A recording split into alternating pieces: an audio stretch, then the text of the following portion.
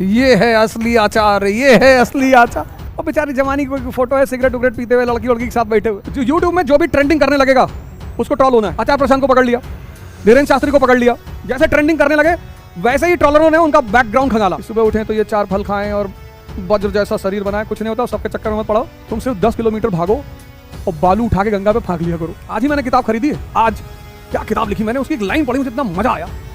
ये वाली किताब, ये द सोर्स ऑफ योगा। ये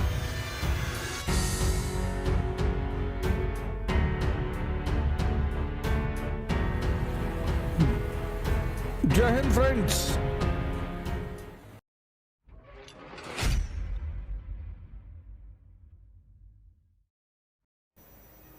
लगाओ इसको, थोड़ा बाल वाल खींचा करो, ऐसे खुलेगा ये।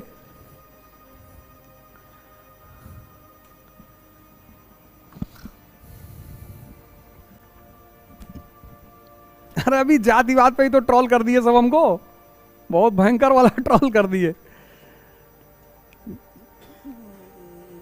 ओझा सर ने जाति सूचक शब्दों का इस्तेमाल किया, ऐसा किया, ये किया, वो किया। ये सब मैं ही कराता हूं पैसा देके, उसकी तुम लोग चिंता मत किया करो, सब मेरे ही लोग हैं।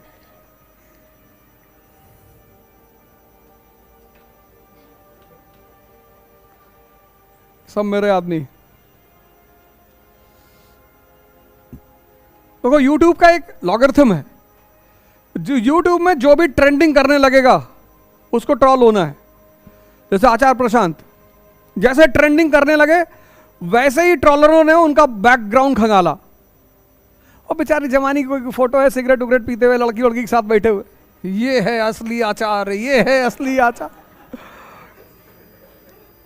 उससे क्या होता है, उनके सब्सक्राइबर बढ़ते हैं, क्योंकि हिंदुस्तान के आदमी को नेगेटिव चीज देखने में बड़ी मजा आती है। हिंदुस्तान का 70% आदमी नेगेटिव सुनने में इतना वो है, पर तुम बता दो। अतीक को देखो, आज तक जिंदा रखें, मालिक हो सकता है उसका गैलेक्सी चेंज करा दिया हो। हिंदुस्तान के जो चैनल वाले हैं उसको आज तक जिंदा। डेली तुम देखो, भाग रही थी जंगलों में शाइस्ता, फर्जी बनाए हुए हैं, फर्जी, क्योंकि व्यूअरशिप बढ़ रही ना, सब्सक्राइबर बढ़ रहा है। तो YouTube का एक लॉगरिथम है, जो भी आदमी ट्रेंड करेगा YouTube पे उसको ट्रॉलर पकड़ लेंगे। आचार प्रशांत को पकड़ लिया, धीरेन्द्र शास्त्री को पकड़ लिया। तो जब ये ट्रेंडिंग वाले को पकड़ते हैं तो अब जो भी उसका नाम टाइप करेगा तो उसका नेगेटिव वीडियो आना शुरू हो जाएगा। इनके भी सब्सक्राइबर बढ़ जाएंगे, इनकी भी व्यूअरशिप बढ़ जाएगी, ये भी पैसा खूब जम के कमाएंगे। ट्रॉल करते हैं तो ये पैसा कमा रहे हैं। हिंदुस्तान की पब्लिक देख के समझ रही कि जाति बोला है, वो पैसा कमा रहे हैं। 10-10 लाख रुपया उनके अकाउंट में आ रहा है। वो नाहक में ट्रॉल नहीं कर, उसमें बहुत सारे तो हमको जानते ही नहीं कि कौन है अवध ओझा। ट्रॉल कर रहे हैं, जानते तो हैं।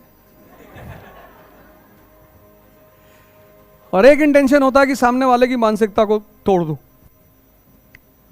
इतना खौफ पैदा करवा दो कि बोलने की क्षमता ही खत्म हो जाए, इतना डरा दो।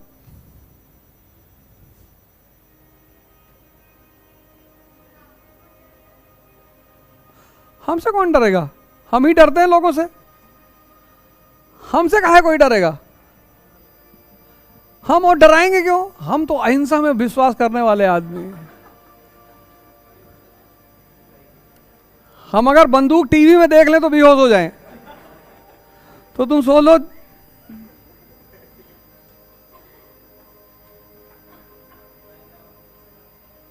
अरे अब कहने में क्या जाता है।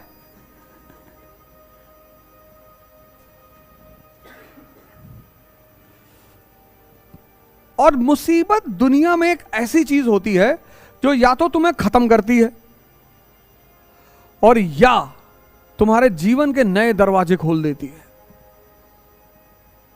एक आम आदमी के लिए मुसीबत, कहता भगवान मुसीबत मत देना भगवान।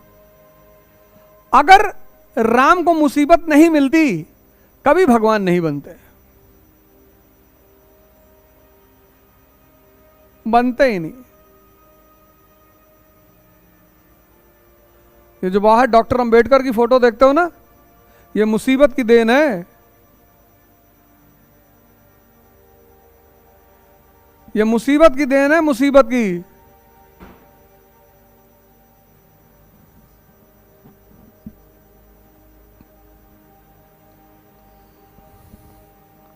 बहुत सारे लोग हैं, तुम उनको देखते हो, तुमको लगता होगा यार कितनी अच्छी जिंदगी है इनकी, कोई संघर्ष ही नहीं है। तुम्हारे कई सारे मित्र होंगे, जानने वाले होंगे, परिचित होंगे, रिश्तेदार होंगे, उनको जब तुम मिलते होगे तुमको लगता होगा यार कितनी बढ़िया जिंदगी है। 10-10 गाड़ियां हैं घर में, 1 लाख रुपए महीना खर्चा मिल रहा है, जब हो तो यूरोप टहल आते हैं, अमेरिका टहल आते हैं।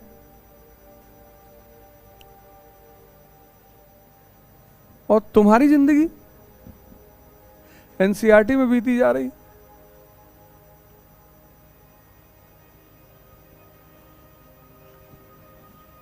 जिस दिन तुम्हें संघर्ष क्या होता है इसका पता करना हो, किसी मजदूर से जाके पंजा लड़ा लेना। जो मकान वकान बनाते हैं ना, ईंटा उटा ढोते हैं, उनसे जाके पंजा लड़ा लेना, चाहे जितना बादाम खाते हो। जो तुमसे 10 साल बड़ा मजदूर होगा मकान में, और जो ईंटा ढोता होगा ईंटा, उससे कहना कि भैया पंजा लड़ाना है तुमसे और कुश्ती लड़ना है।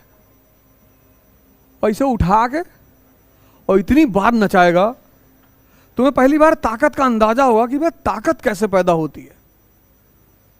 कभी किसी रिक्शा वाले से हाथ मिला के देखना, उसका ये जो पोर्शन है ना, उसकी कठोरनेस देखना कितनी ज्यादा है। बस उसको ये पता नहीं चल पा रहा है कि मेरे अंदर शक्ति है।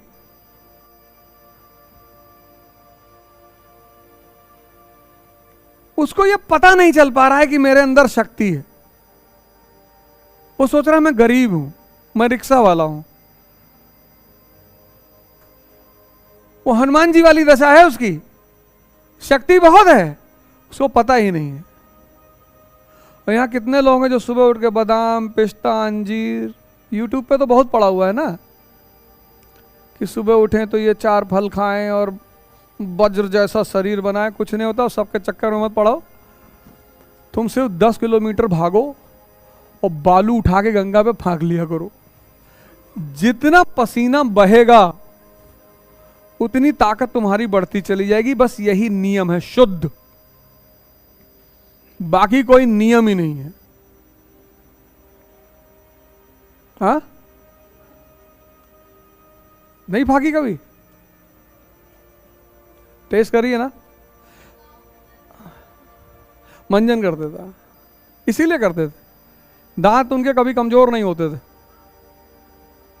एकदम भागो और सुबह भागते हुए जाना वहां तक। हाँ, भागते हुए जाना और देखना साफ सुथरी जगह हो।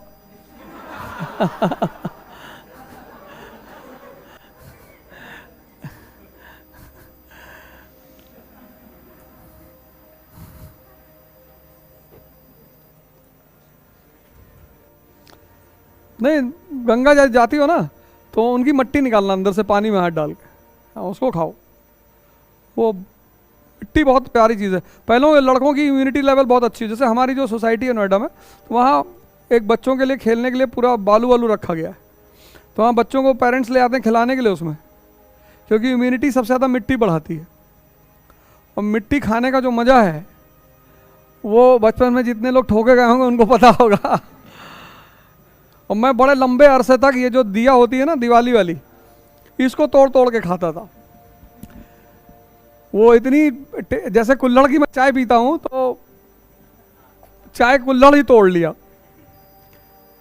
मिट्टी का जो स्वाद है वो बहुत, मिट्टी की खुशबू कितनी, जब पहली बारिश होती है तो उसकी खुशबू, उसका स्वाद।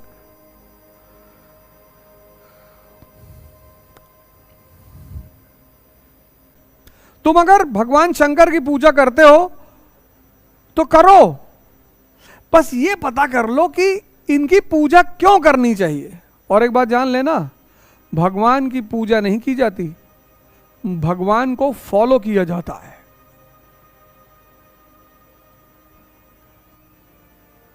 आज ही मैंने किताब खरीदी है। आज क्या किताब लिखी मैंने, उसकी एक लाइन पढ़ी, मुझे इतना मजा आया।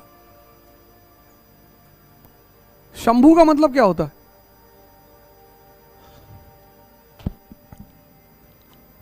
भैया मेरे बैग में ब्राउन वाले में एक किताब रखी हुई है, आदि योगी सदगुरु वाली।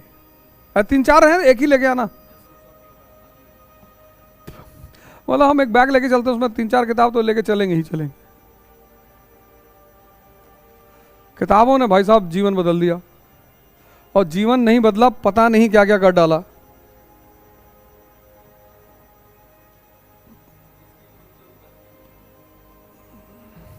सदगुरु ने बहुत अच्छी किताब लिखी है, आदि योगी। अभी नहीं आई है शायद, हो सकता है, या मैंने अभी देखा हो, पुरानी है।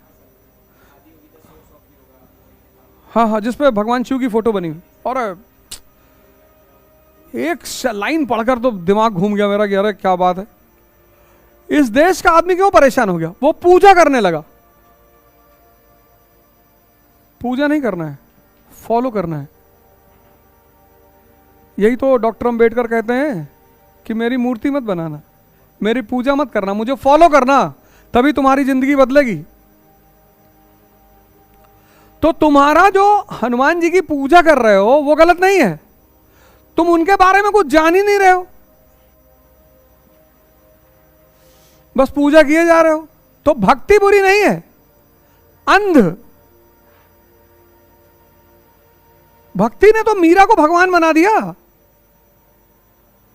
भक्ति बुरी नहीं है, अंध भक्ति, पता ही नहीं कुछ। ये वाली किताब, ये अच्छा, द सोर्स ऑफ योगा, ये आज ही ली मैंने एयरपोर्ट से। 2-3 लाइनें बड़ी जबरदस्त जबरदस्त लगी।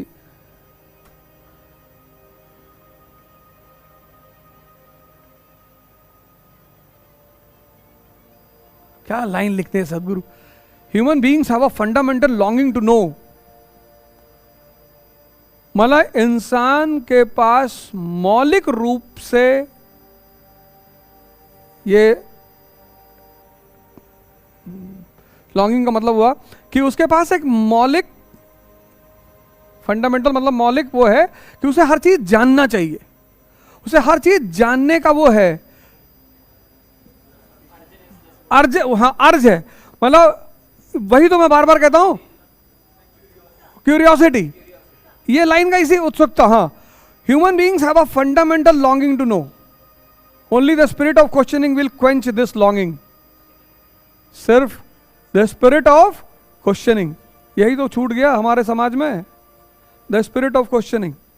इकरा IAS के साथ अब युवा पकड़ेगा यूपीएससी में बेहतर प्रिपरेशन की रफ्तार, क्योंकि इकरा IAS लाए हैं यूपीएससी CSC 2024 के लिए ऑनलाइन और ऑफलाइन बैचेस, जिसके लिए आएंगे दिल्ली से एक्सक्लूसिव झा सर, ओझा सर, संजय सर, रबानी सर और शेखर सर जैसे 20 साल के experienced faculties. Join our new offline batch for NCERT Basics and GS Pre-Com Mains at Ikra IAS Kanpur. Starts from 4th March. You can also join our new online batch at ikraias.com.